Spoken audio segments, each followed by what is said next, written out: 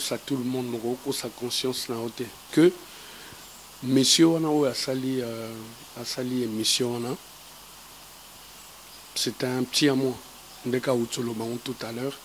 J'étais bien avec lui. Quand il y avait un petit souci, il m'appelait. Quand il veut faire une émission avec moi, exceptionnellement, même à 6 h du matin, au moins on a satisfaire sur tous les plans. Il était venu me voir un jour, il avait un souci à visa. L'argent qu'il m'avait présenté, il allait coûter insignifiant. Mais Nathalie Kaka, qui n'a pas fait plaisir. Et du coup, biso kendak États-Unis, en mon retour, n'a coûté plainte morobo na parc. Na keboye nini au visa na ngi umeli yango ayo se plaindre. Mutu mora benganga zina tuna Rogengando marié, célibataire, combien les bana? Ouais, marié, père de plusieurs enfants. Ça s'appelle Madame Bout. Georgina Sigourney Ngandou, bisous à toi. Donc, ça tout le monde sauf conscience. Il y a des fois, image dans les hommes de la moto. Se demande pourquoi on fait mal à ces messieurs pendant qu'il était très bien avec nous. Donc, du coup, émission, c'est la même personne. On a fait l'émission pour dire bon, vas-y, on a donné 50 000 $, et puis il a arrêté dans Makala. Il y a 50 000 $. Je ne sais pas, ils ont créé à faire 50 000 $. On a pour la maman, on a des professionnels. Tant que vous avez des formations, il faut quand même sous photo aux gens qui ont blouse, il y a des prisonniers. Mon prison, les ministres sont en prison, les autorités sont en prison, les grands businessmen sont en prison. Bref, couche n'y a vie et en prison. On a l'équipe qui est en prison. Moi je crois que c'est Bangouna Nzambe na Bango quoi donc Congo France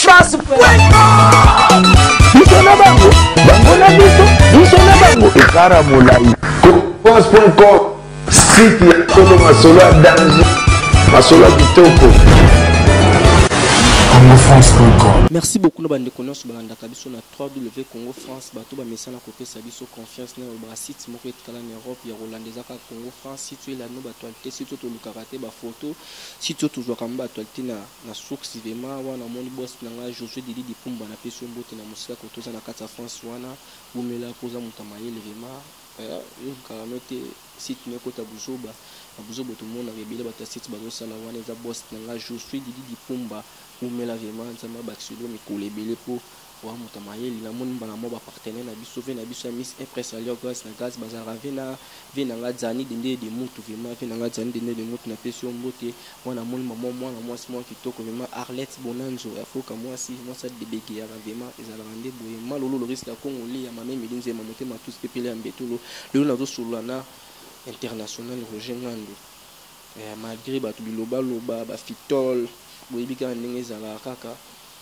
oluka ba information na source qui beaucoup tarabuzoba ezala rande mabe journaliste luka information tika kokotsa buzoba mo boye ezala rafo on a ba titre mabe botela rave d'autres ana Roger Ngando ou azali directeur ya papa chéri vraiment bonjour bonjour Mouna. Comment ça? Ouais, ça va, en super forme. On est toujours bien habillé, comment on est toujours propre, à dire. Merci, je ne peux que dire merci Mouna, merci, merci. J'ai papa chéri Carafos à chic. Ils ont bon chic, bon genre. Bon chic, bon genre, moi je crois que ils ont outil de travail, hein. Il y a outil de travail, dans la salle de humanité pédagogique. Moni, ceux qui enseignent aux à la maïle, aux ça va leçon ou bien si tu es mal habillé, au monde aime sous leçon les autres les sous bien te parce que bana ba comme ça objet à moquerie donc ba zo zapper ba maté à bien zo ça bango ba comme ça objet à moquerie il faut toujours les biso bata média pour être toujours propre tant mutamoni d'abord présence physique dans la CPLI. Et puis, à Ozala, on a attention à Kolanda, Makamni, no Linkoloba. Merci Roger Ngandou, toujours sur la nouvelle. Roger Ngandou, bonne santé en mouvement, actualité dans concert, toujours beau bêta concert et belé. Jaradi, encore papa chéri, concert et belé. Tout le monde a beaucoup bêta na nini na bandal awa na nini na boîte morbe awa plein donc bandero les hommes matera toujours commenter ça album l'album les hommes matin mais concert na nous batbazou ya kabili. Ben ce que tous en a repos papa chéri accordé biso un petit moment tout complément parce que là on a vraiment travaillé très dur sans cesse. Dans la semaine tout comment on bête 5-6 concerts à la filée donc au tali un concert payant, concert privé, mariage, anniversaire, c'était vraiment chaud. Et on papa chéri non. Avant les vacances, on a joué comme des taureaux quoi. Pendant les vacances, idem. Après les vacances, pareil. Donc, Sengagi Pena parce que lui-même aussi avait perdu la voix. Mais n'empêche, comme on est vraiment sollicité, concert on a biso privé, toujours continuer à haut. Les week-ends passés, tout bêta qui bongo on a une nouvelle salle qui vient de naître. En face, il y a Showpite, Nakitamboana. Donc, inauguration, il y a salle Mokwa bien fondée, on a avec hôtel, etc. Voilà, bandai qui tombé toujours. Métro, n'en parlons pas parce que il y a espace Moko pour les gens ne s'attendaient pas que place soit papa chéri on a ambition plein à craquer, il n'y avait même pas où mettre les pieds. Et puis pour Bimanatongo, c'était tout un problème. Il fallait que la police aille intervenir pour nous la place. C'est pour dire que franchement, l'artiste est trop sollicité et puis en plus il est très aimé comme on a bandal mobilisé pour accueillir papa chéri. Franchement, il faut être Jibempiana pour le faire quoi. On a bon bobé plein bon et ça là qui bateau va somba ba chana bino ba lembarati papa chéri ba plein et puis o azo sala o yango album maison ngasi. Mais ce qui va plaire en les salama c'est parce que l'artiste avait travaillé dur à un chef d'œuvre sur les marchés. Yango mona bateau voilà affaire à soir base moko boy quelconque donc quand ils vont se présenter dans un concert dans une prestation scénique vous allez décider pour que sont touchés omba Kinshasa beazo de game etc. Et puis vrai il y a papa chéri savoir faire et puis façon de travailler donc c'est un artiste musicien qui cède pas facilement la pression que ce soit il y a public il y a presse à ça comme il est faux et tant on va disconner bimara yangonde et vendre sarabiso donc bref, ce qui battu bazoya wana, c'est parce que va tirer intérêt na bangon artiste na baebi que Moussa les a bien et puis na ba concert na biso tout betara comme si tous dans le studio quoi donc son impec maramteza correct quoi. Je me dis aux amis qu'on dit qu'on a un orchestre papa chéri.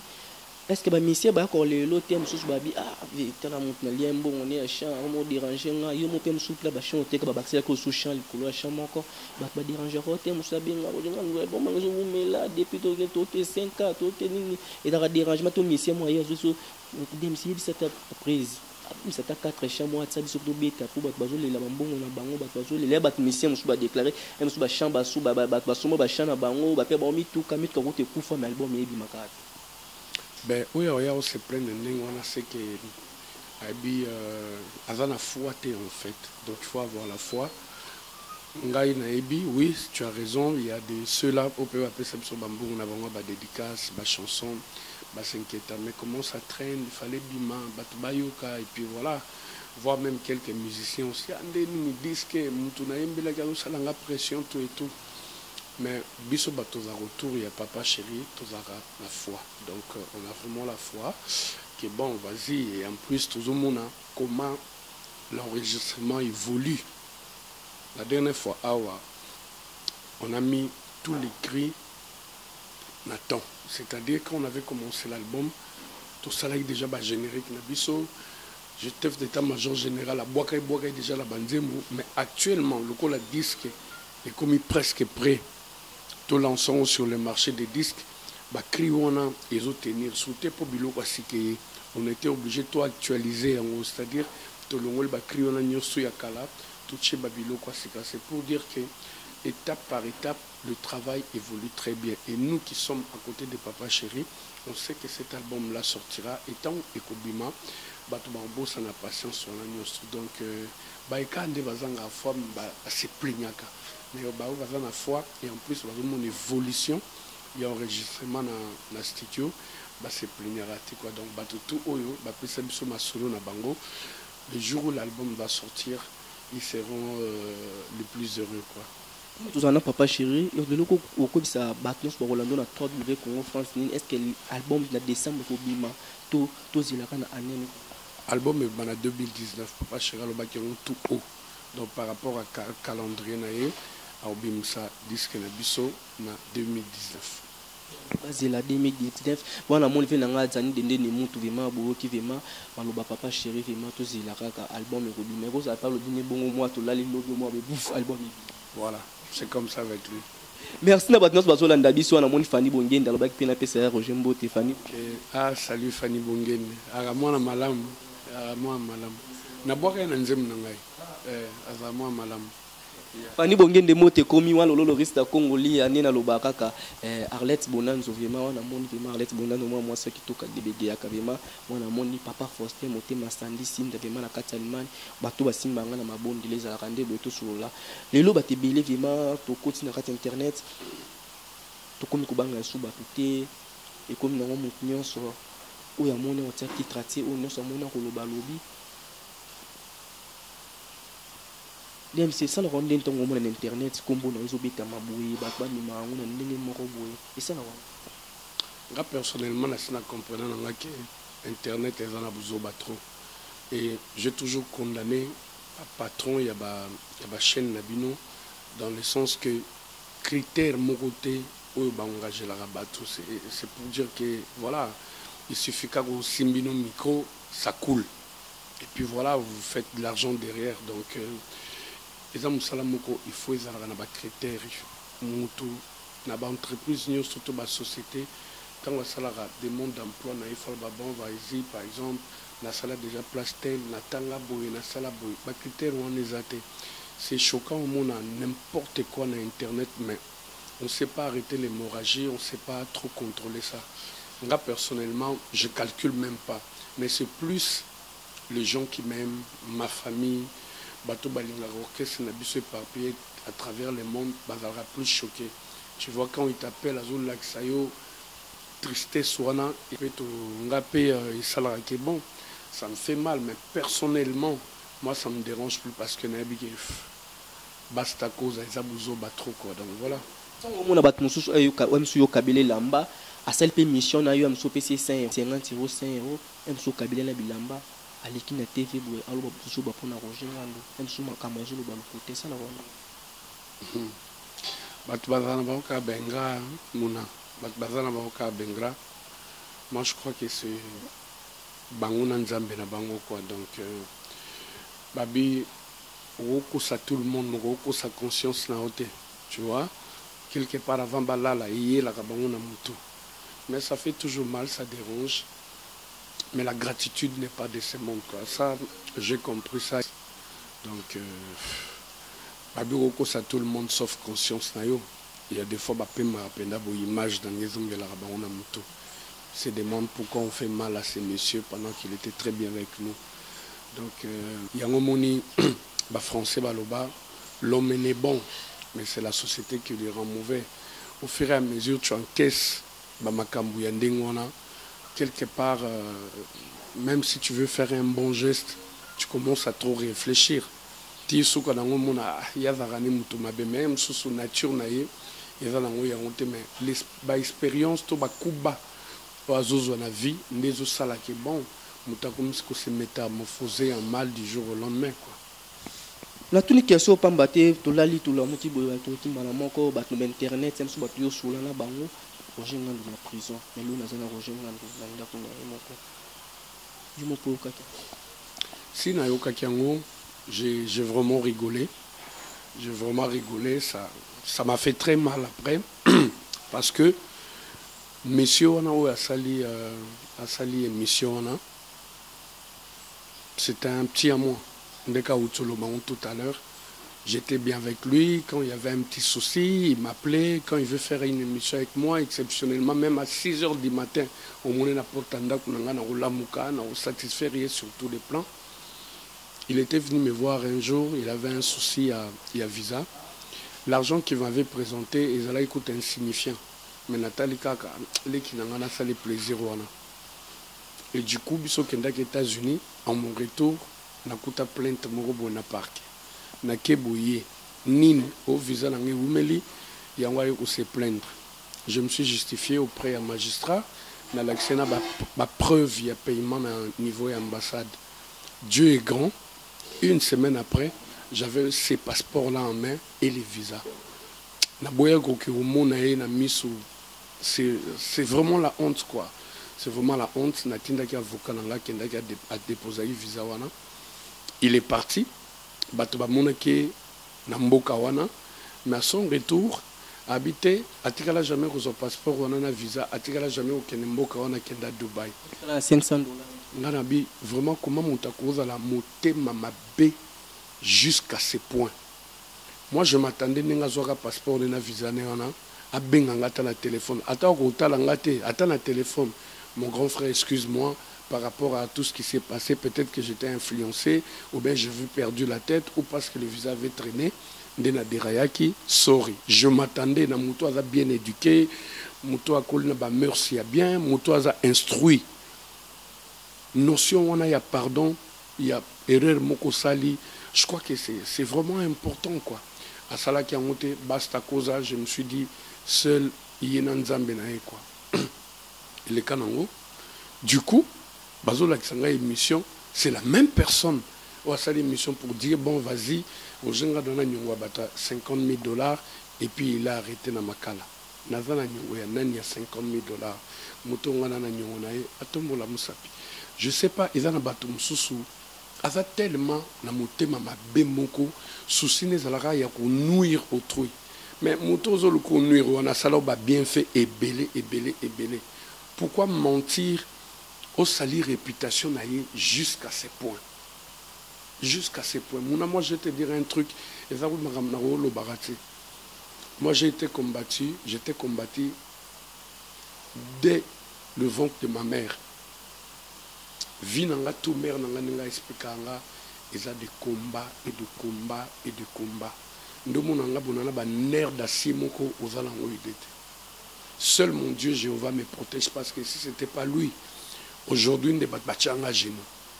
Nous vous montrons na via internet na basi na mibali olalo lamuki ojengandu dans le mal, toujours dans le mal. Donc bazolo kaka ba faire agenouiller ngai. Mais et aussi mbaté et puis baté belé ba combattant la vie bazo ba contretemps parce que moi j'ai un cœur bling et na senga toujours dans nzambe na pardonnera bango mais et belé bazo ba contretemps parce que vous combattez un innocent pour rien oyo msusu attendant menaye oliata un ronaye alors quelque part ça dérange quoi donc à ce monsieur qui fait ça moi je l'encourage dans cette voie qu'il continue parce que Jéhovah lobi na Bible oazo continue ko tcha mosali nanga musapi na liso enfin colère nanga surgir sur lui donc ngai nanga na force au sali lokote ba conseiller va la justice fait ça je passe ce temps là qu'il continue dans ce sens là kanisa mususu wemsu ninga zoluba utikana 500 $ na ye on a lobi na miko rojenga na Congo France ko ebisa. Est-ce que vous avez un problème na kati zolanda? Mon ce monsieur là m'a donné des miettes. Son abino miettes, donc les miettes. Il m'a donné 600 $ américains pour ces visas là. Na idaï na PCIP visa nana nyongona été. Je sais pas, il est animé na esprit nini ya mabe o ozola qui s'appelle donc mon thème non ndengeza noir. Je sais pas.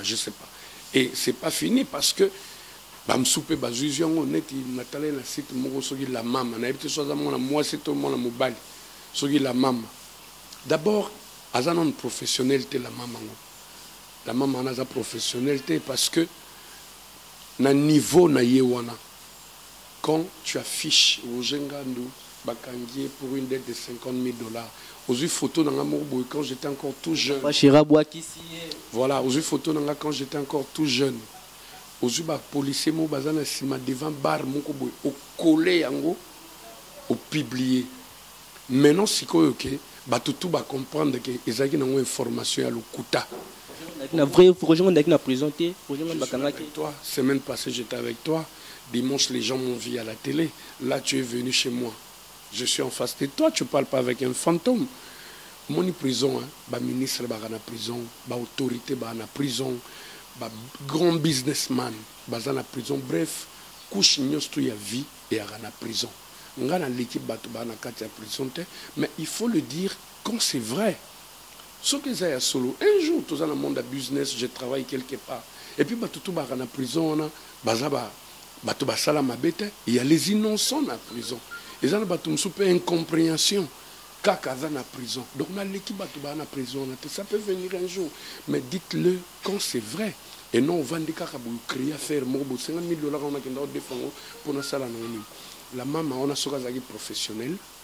Tant qu'on a des formations, il faut quand même sous photo aux gens qui ont une blouse, il y a des prisonniers. Au look magistrat, on a un dossier aux vraies informations.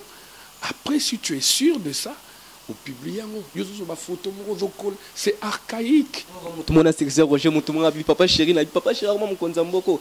Roger, on a côté prison 4 jours abîmé. Papa chéri, c'est casa fort, on a dit jamais.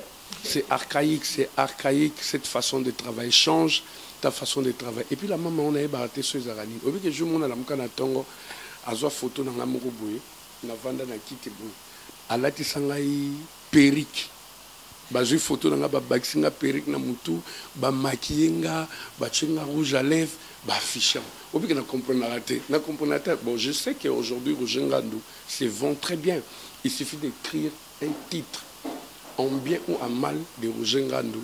C'est le nombre de vues, Talanet et locaux. Et bouquet internet, c'est le monde entier qui m'appelle. Le monde entier qui m'appelle.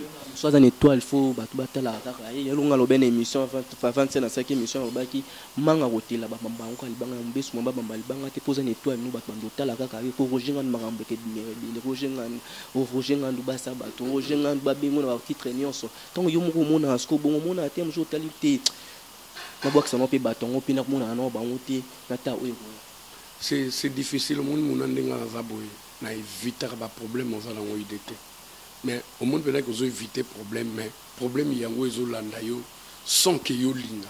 Donc on a créé une affaire, on va créer, on va nous chez toi tranquillement, puis on va petit nous va l'MBCBG, bah mona, on va soirée na biso organiser vous obéissez moi vers, oh vous avez nous na sali, ah tabino, obi que les lois est pas nanga, mais internet est comment que ngai babwaka biloko na ngai libanda nazonga chez mes parents parce que je suis incapable de payer la maison. Aujourd'hui on est où? Donc c'est toujours je n'ai pas de formation bazorango apina habité donc c'est bizarre l'internet nostou bazana bango apaisé je suis là en bonne santé et ça n'ont makamba lokuta donc j'ai rien à voir dans tout ça quoi. Toujours bien habillé kaka. Roger Ngantou yo moment na internet la ba basi mbatu ntema mabeto ba mibali. Bango nyoso na basi na mibali. Il y a bien peu bava, Mouki y a bien Bahali. Là-bas, c'est internet, la grande Barbie. Oh là là, la grande Barbie. Super, sans problème. Elle fait très bien son travail. Une jolie nana, belle taille, s'habille bien, sans problème. Surtout que dans la presse, monsieur est direct. Mamie, il est là. J'adore cette femme. J'adore cette femme, mamie, il est là. Pro, il y a pas pro, neutre, elle fait bien son travail, elle se respecte, charismatique, laisse tomber, mamie, pour les babas, c'est pas un net exemple, mamie, pourquoi tu mamie, la place dans la société, elle a la vie privée, mais les lots sont moutard, va raconter vie privée à mamie, la moutaille, bien moutard, elle est carrée, franchement, on est, il faut tout jeter à bomba fleur, il faut tout jeter bomba fleur. Tout ça, Mouna, petit Mouna, il fait bien son travail. Nayoka été comme Mouna Saliboy, Mouna Lobiboy, oh Mouna Sali titre, ma bé pour la Moutuboy. Non, bah conflit naïe, à régler moko, à part Moussala naïe, à organiser la soirée naïe, ah y a un engouement soutenir, on vient, ça se passe bien. Pas de mal un exemple na binot. Je ne sais pas, peut-être pour Osala Moussala, on se fait remarquer, il faut être dans des bêtises, parce que moi j'appelle ça bêtises. Il faut être dans des bêtises, je crois pas.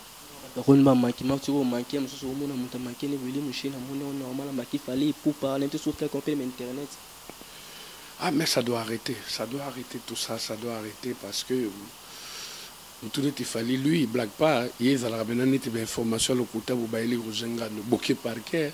Côté on a ya sala kutu blague to kaka avocat dans l'andeli masolo donc mais moi j'ai difficile à le faire, je passe ce cœur là en fait, je passe ce cœur là.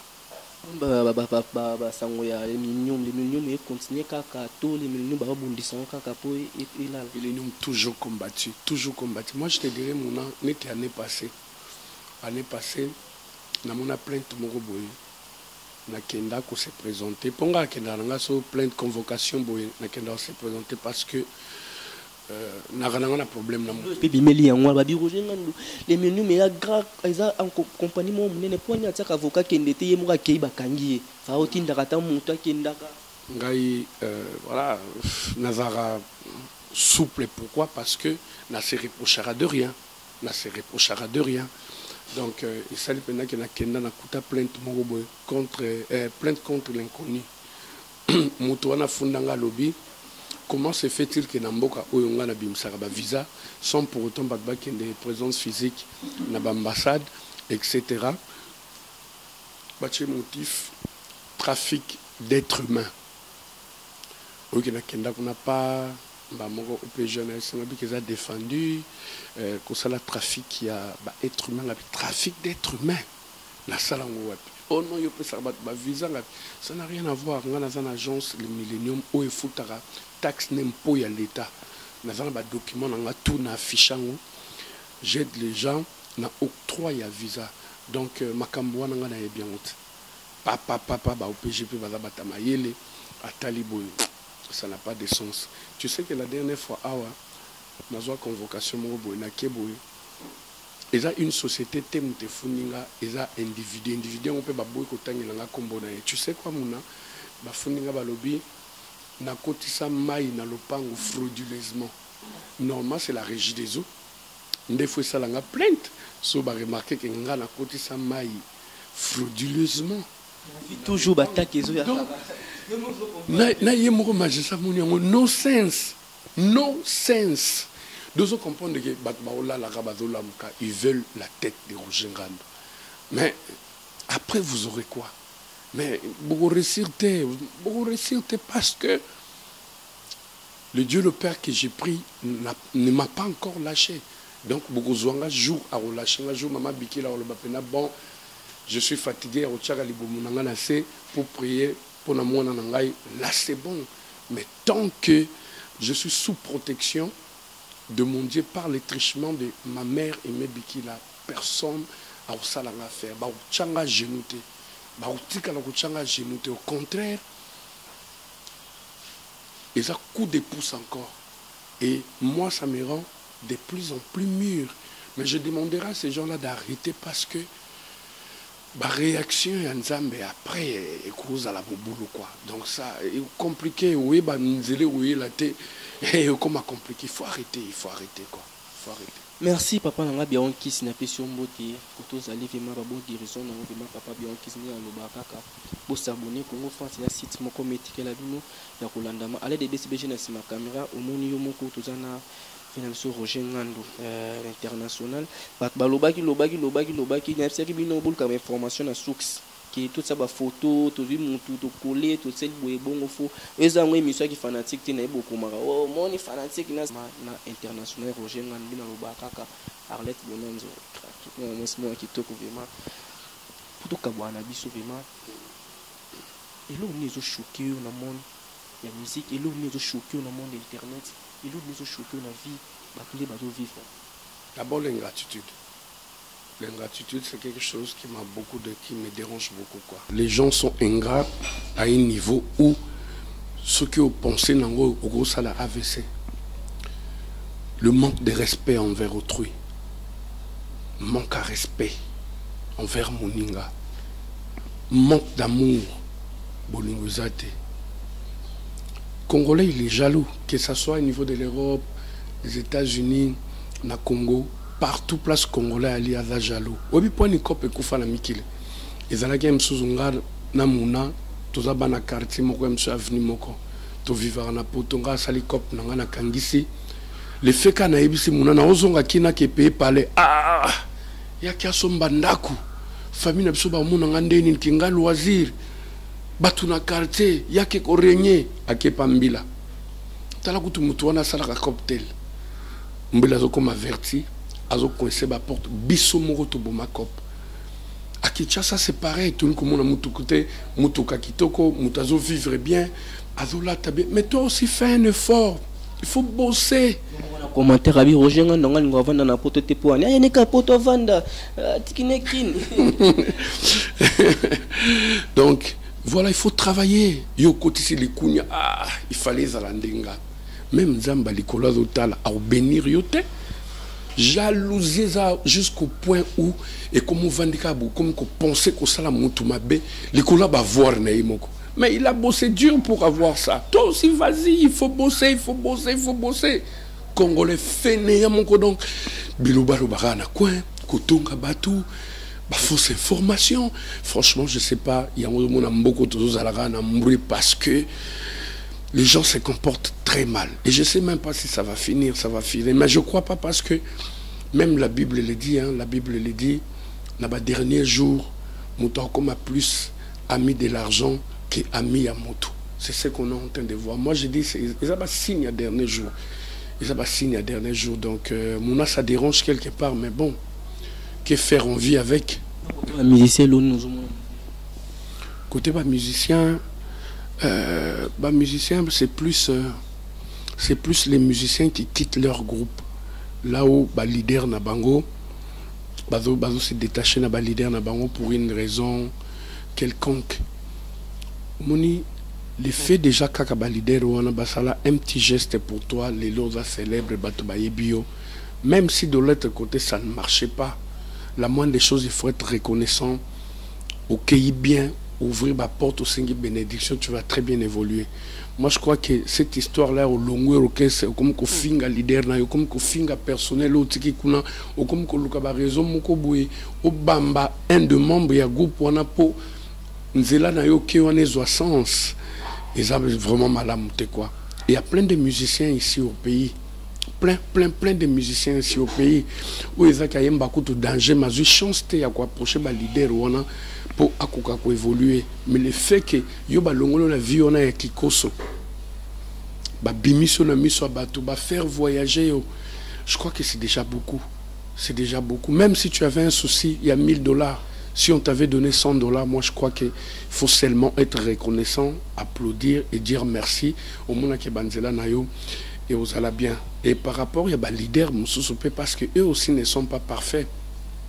Il faut reconnaître que Moussala, il y a des sali na bango. Ça espace, respecter parce qu'ils contribuent aussi à l'évolution. Il y a des groupes na bango. Ceux qui ont droit moko esengi qui peut s'appeler bana bato wana pour vivre quotidiennement parce que salaka. C'est important, il faut le faire. Il ne faut pas être chiche, même qu'on bafoue le droit. Il y a basalé. Tu vois, par exemple, Papa Chéri venait de poser un acte très noble dans le métro. Tu sais qu'on a joué. Mbongo Azwa qui n'a concert, c'était plus de $5000. Tu sais qu'à ma grande surprise, Abimisa Mbongo tout a vidé ma poche naïe. L'agence quand Tobé Tsaray. Hein? Non, c'est un monsieur généreux. Il est très bon et il sait partager et il comprend les soucis à battre quoi. Abimisa ba vida ba poche abandi ko kabola mbongo toi zo ki yana na ba musicien naï. Jean ta vient Pia. Nani vient Pia. Voilà, pas jour. Il a donné tout son argent et il est resté poche vide. Obi ke na salela pena texonga abi. Obi qui aux alano combattu. Quand ça salaire, t'es pas mis ça les rapports à salaire. Non. Et un bon naé. Nous autres naé les allois combi. Mbongo na zora na concert allois versement naé. Mazu ango. A kabeli orchestre mobimba. Ils ont un compte à salaire. Puis prenez. Il vient de poser même acte dans le conseil d'autobétaki en face à Money Shop, hein, à l'un des BCBG. En face à Money Shop, on a inauguration, il y a salle. À part le cachet, au producteur, Colo Place à remettre, à passer une enveloppe, Moutou News tout, à participer à un concert à Melakoka. Si c'est d'autres leaders, on en a l'expérience. À Zombongo, à Bimisango, tiens, Moutou tout, à Zoaparnaï. Donc c'est un monsieur très généreux, très noble. Si d'autres leaders aussi font pareil, parce que il y a des musiciens, il y a des groupes, il y a des chaînes, il y a la télévision, les comprendre que tu n'as pas ça. Mais pourquoi ça? Donc, quelque part, les leaders aussi, ça pareil, comme Papa Chéri, reconnaître les droits des musiciens, s'il faut donner quelque chose pour assurer quotidien, on va parler parce que les responsables, ça serait vraiment une bonne chose, quoi. Un voyage à States, quand on voyage, la production Papa Chéri continue à tout arrêter. Ça continue, voyage aux États-Unis, au Kende, dans la contrat moi aux États-Unis, au Canada. Et j'avais. Qu'est-ce que Mobimba? En fait, Ngana, Moussakana, Papa Chéri, au Kenya, une équipe d'avance, et les boss vont rentrer. Après du groupe, à Yena Bangokuna. Donc, il m'avait dit, je lui ai posé la question, parce que le document m'a quand tout est correct, déjà, et Komaki. On était tellement sollicités ces derniers temps qu'il fallait satisfaire tout le monde, parce que, tantôt que voyage, on va prendre un peu de temps. Donc, tout, c'est le sabbat tout, ça va bien, et puis quand on va partir, ça sera aussi pour tout que ça la plaisir. Nabaïbaza, résident aux États-Unis et puis Canada, Nabambo comme Souzo va traverser parce que quand Papa Chéri joue, on a appelé Moutalongo Paname, à Koi State, Moutalongo Afrique du Sud et Canada, donc ça bouge un peu quoi. Donc on va partir. Ma prestation c'est Nico Nabet sa Papa Chéri. Je venais de lui faire jouer pour la 5e fois. On a cercle Mayalos. Là je suis en train de voir avec lui. On a fixé date Moko. Non, encore une fois parce que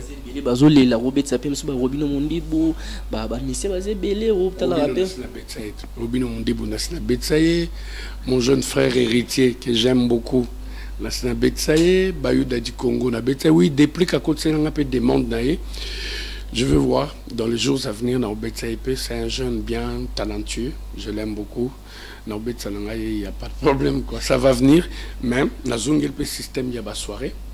Désormais, donc chaque jeudi, soirée les Millennium 100% BCBG.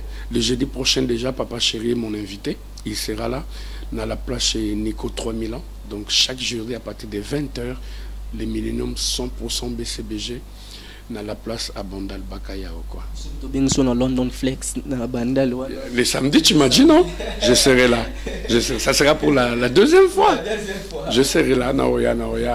On a la monara mingi et la plus ma collègue là des bayak à 80%. Je serai là, je vais venir. Porte-parole nan aux hommes na minute sauvement au totalien tazolandalima. Peter Mbemba. Mais OK, c'est Nizara. Il est chez Brigade, tu crois? Peter Mbemba, il fait bien son travail. Un petit très respecté. Il fait bien son travail. Il respecte les aînés avec un bon français. Mais sauf que Namon est un peu faible. C'est comme s'il n'est pas soutenu. Alors bien ça, donc c'est Nini. Toi, tu es mon jeune frère à Salon. Il faut soutenir ces messieurs-là. Il a de l'avenir. Alors ça, il a bien.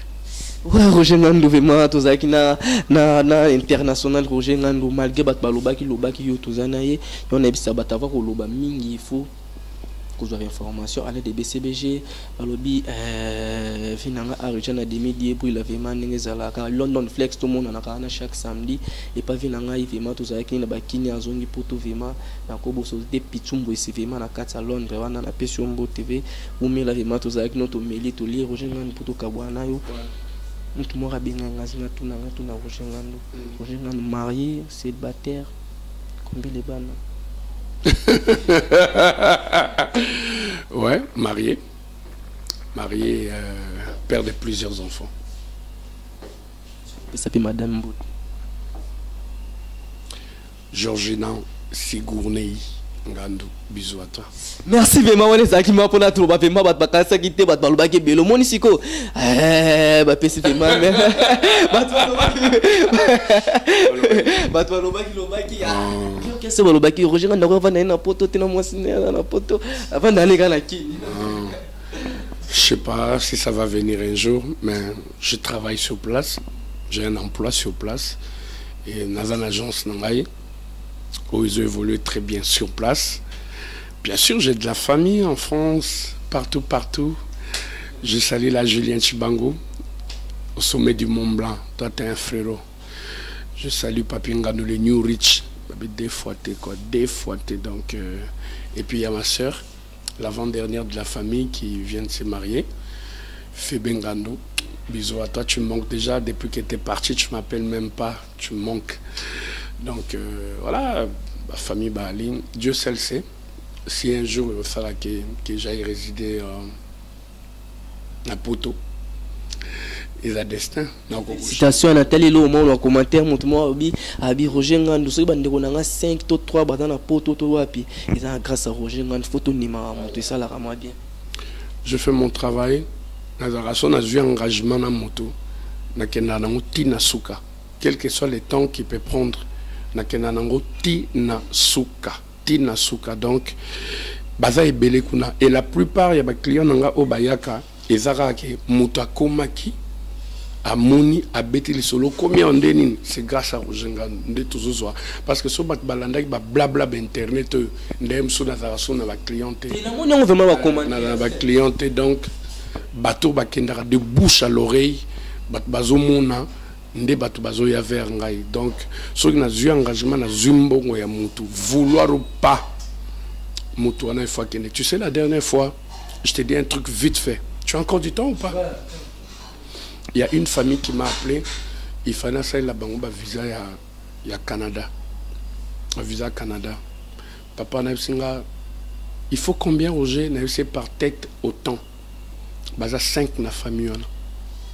Samedi à Benga. Roger, tu es où? Viens à la maison. Na commandant na koti bate belé libanda. Pata on a koti, papa on a bimisi batu baki na ndaku, ba vanda pe libanda na koti, abi mon fils.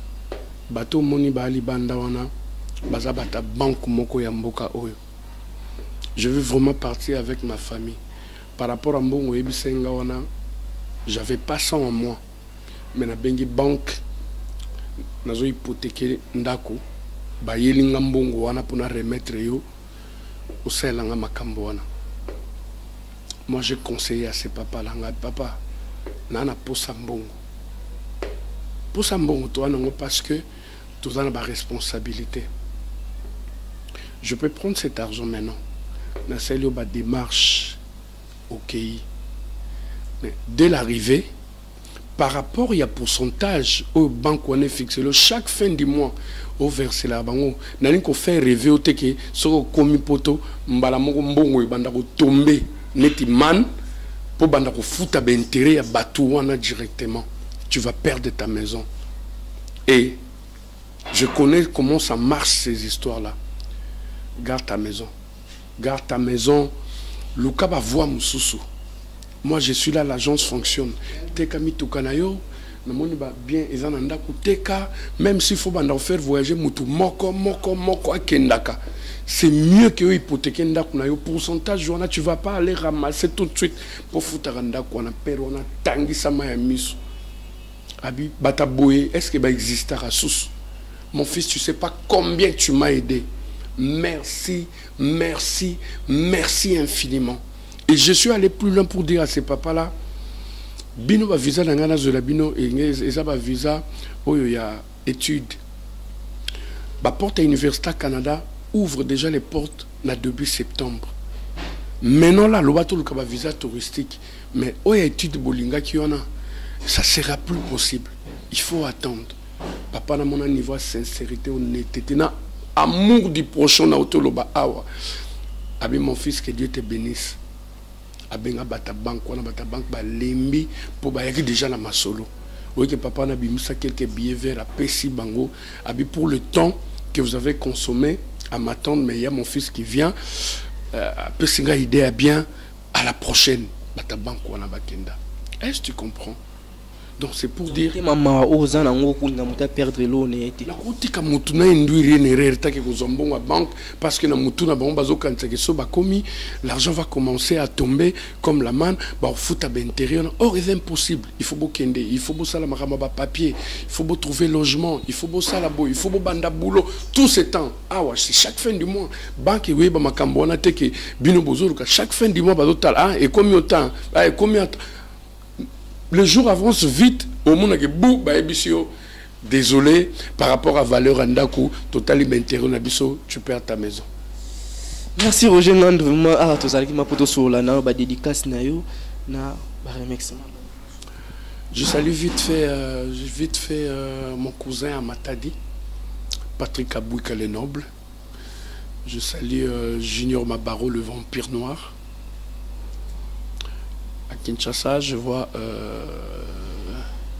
Pichungandu, je vois Deborah Ngandou, je vois Fébé Ngandou, je vois Osette Ngandou, je vois ma mère Aimé Bikila, parce qu'on a compris que famille nous aura famille na yo, famille na yo quoi, donc Boulingo on laisse tomber quoi. Je salue mon patron, Papa Shribin Adam Motopamba.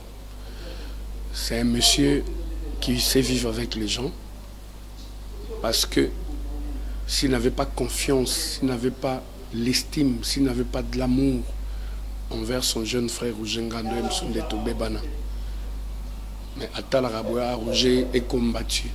C'est un monsieur bien qui mène sa vie tranquillement. Babilo Guanatou, il zappe. Et Talara écouté quoi, donc et Talara écouté. Au niveau de la Belgique, je salue mon jeune frère Boukson Boukassa de Djoubek, toi-même tu sais. Je salue Koko Mukanda. Je salue Mika Zadi. J'étais avec Young et Kazadi. Félicitations à toi. En France, je vois Valérie Bessal et Mamana Rolls. Je vois New Rich, Papingando, Papa de Maëlys, Blessing, Uebi Kaka, surtout Québec, États-Unis, Namuna Baïvachi Manga. Voilà ma frère, Nabsotan Tokomar, Bayambarabiso, surtout Québec, British, Namuna Dilou Masonga, Namuni Zadio Kongolo, le seigneur de la ville, Namuni Doudou Makumbu, mon frérot, vous appelez Ebele, surtout Afrique du Sud, Namuna Jenanga Micho Tambo, tu me manques, ça fait longtemps, bref, Baïtou Balinga, Roger Ngando. La salut Bino, toutes les mamans éparpillées à travers le monde, je vous aime, je vous fais des maman te lourd moro maman musum sunte mezuka ki atali moi nangana linga ngami po bitonto Roger wat balinga ko mingi même soka ki message mama be o ka ki lo mama be ilo noko yebisa ba maman nyonso ba papa nyonso ba to balinga ko. Ma vie est faite de combat. Ça va continuer, ça va pas arrêter. Mais je fais un effort pour garder ma bande. Ba yo kana ba biloko ba internet ou anate. C'est du blabla, c'est du n'importe quoi, c'est la salade, c'est les gens qui n'ont pas d'informations, les gens, déontologie journalistique, c'est des gens au bazar, l'éducation mon côté, c'est des gens au rataba mœurs, ils sont là pour chercher à nuire autrui pour des intérêts égoïstes. Donc on a salir Karamutu, nombre de vieux quotas pour na Zouambongo. Didier Mpiolo, Fobolo Belaramakam, Botala, qui est engagé dans Babylone, parce que ça commence à salir, net ngaboué. Na comment qu'on sélectionner, na sala interview na nani. Je le fais plus n'importe comment parce que. Le rabos n'a joué Didi Pumba. Je le salue. Donc il vous encadre bien. Je suis Didi Pumba. Vous avez cité mon l'un de BZBG, la grande Barbie, non? Dans la grande barbe. Barbie n'a fait son bon. Boss Moutamaye, les Josué Didi Pumba. C'est du n'importe quoi. Babaya bino babaya pe no mona ke mutakoti boy na ba titre bozocha ezana nonsense otala contenu yangote yo otala na sali autant de vie mais sali autant de vie mso muta bandai ka otalo ba moni que c'est du n'importe quoi zapenae et au compte vu. Donc franchement je sais pas comment arrêter cette hémorragie mais bon pas connu au salanga confiance. Moi je suis là, je circule partout à travers la ville. Donc Navaranga, normal. bateau barana souci langa bah comment on règle ça dans l'amiable. Donc voilà, je salue tout le monde en fait. Bah maman, bah papa, bah connaît au sanga confiance, bah landa bloc internet on a été. Donc je suis là, leur fils, leur grand frère, leur petit frère, je suis là quoi. Merci vraiment Neto Loara. Et la vie continue. Papa Cherabi, l'Éternel est mon berger. Je ne manquerai de rien. Toujours. Je ne manquerai de rien. Donc, tout ça n'a pas carré.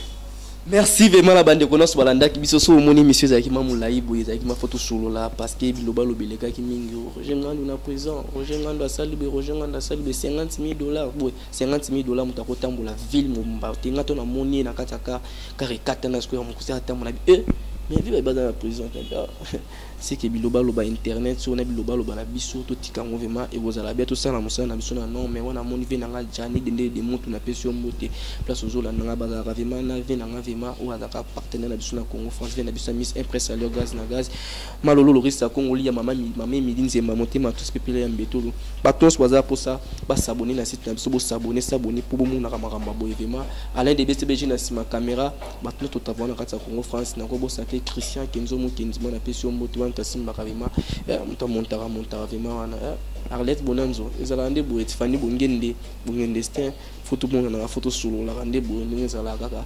Donc, maintenant, c'est pas pour ça, bien, on a numéro, on a contact, Yangwana.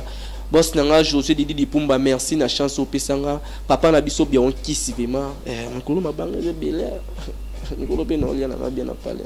La tension va bien, on bien, ni la solo, on a bloqué, on a des BCBG, qui te bloque. Congo France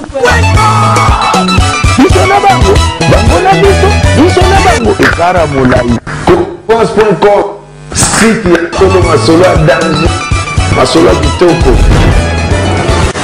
CongoFrance.com